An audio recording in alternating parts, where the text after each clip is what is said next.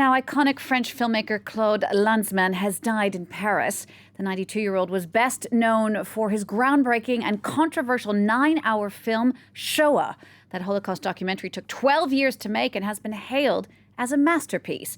Well, to talk a bit more about this with me now, I'm joined by Olivia Salazar Winspear from our culture desk. Olivia, Claude Lanzmann is considered such a significant artist here in France. Tell us a bit more about him. Well, as well as a public intellectual, journalist and writer, of course, as you mentioned, he's best known as a filmmaker for that documentary, Shoah, from 1985. It's the word we use here in France to talk about the Holocaust. It's commonly referred to not only as a masterpiece, but the most important documentary ever made because it really set a precedent. How does one go about documenting something that is essentially an absence, that is the absence of the millions of people who were murdered by the Nazis during the Second World War? Well, he interviewed those who survived, those who escaped, and even some of those who perpetrated the atrocities. And those interviews of the perpetrators were done with a hidden camera, often at great risk to his life. Now, it took him almost 12 years to make this film, 4 of which were just spent editing that footage. It's a lifetime's achievement. He spoke to France 24 in 2012 about the film and the inherent challenges in making Shoah. Let's hear from him. Shoah is not a piece of evidence. What is evidence? Evidence would be bodies. But precisely the proof that the Holocaust took place is the lack of bodies. There were no bodies. People were killed on arrival in extermination camps, not concentration camps. The bodies were burned, their bones crushed down into ash, and that was all thrown into the river. Now, as well as its content, the film's also been praised for its style, these very arresting, long travelling shots of the sites where these atrocities took place. That's the camps in Treblinka, Auschwitz-Birkenau and the ghetto in Warsaw. There are no subtitles or voiceover. It's an oral history, largely told by his interviewees.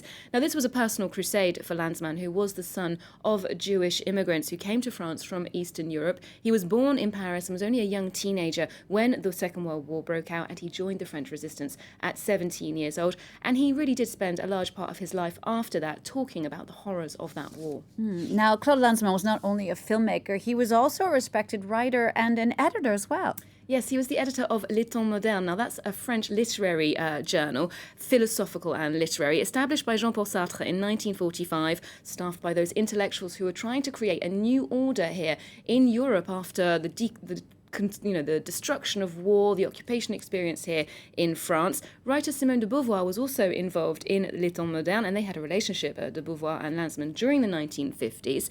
Now, he was editing that magazine until its most recent edition in June, and you can see that's the cover of the most recent edition that we just saw there. They're talking about utterly contemporary things, the situation for LGBT people in Mali, the Rohingya in Myanmar, but what's interesting is it's still the same resistant, timeless spirit of defending the vulnerable, calling out inequality and injustice, and providing a sort of voice of moral integrity with this literary platform. It really was his life's work up until the end. He died at 92 years old, and he was even still making films as recent as this week. Yes, Lanzmann has a film in cinemas now, and what better homage to go and see that film. It's actually 2 documentaries. It's a 2-part film called 4 Sisters. It tells the story of 4 women who survived the Second World War. These women come from Czechoslovakia, former Czechoslovakia, Poland and Transylvania. And this account of how they survived the camps and the ghetto is now ever more precious. It was filmed decades ago, part of his research for the Shoah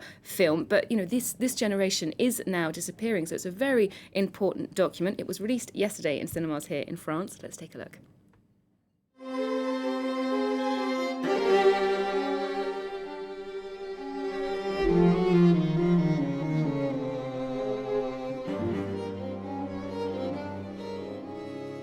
Von Weiterleben hat man schon nicht gedacht. There must have been horrible scenes, no? I could move for 2-3 days. I was just sitting stunned. I just couldn't move. And then I said, well, okay, you have to go on. And for more on that film, you can catch our film critic Lisa Nesselson reviewing 4 Sisters on Encore, our culture show. That's on the France 24 website. Olivia, thank you so much for coming in and talking to us about Claude Lanzmann, his life and his work. Olivia Salazar Winspear.